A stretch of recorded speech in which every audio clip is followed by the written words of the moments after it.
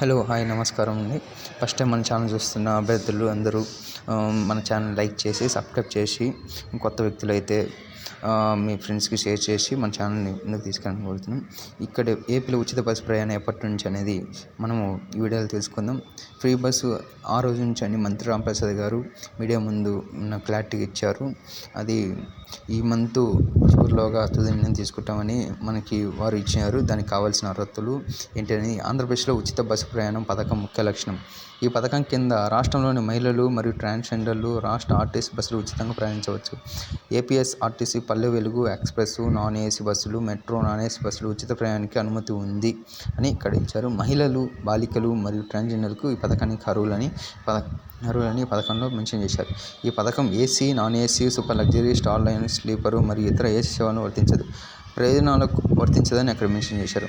ప్రయోజనాలకు క్లెయిమ్ చేసుకోవడానికి అంటే అక్కడ మనం ప్రయాణించడానికి కావాల్సిన ఏదైనా స్థానిక ID proof, Aadhaar card, pan card ఏదో ఒకటి ఉండి మహిళా ప్రయాణికులు ప్రయాణించవచ్చు.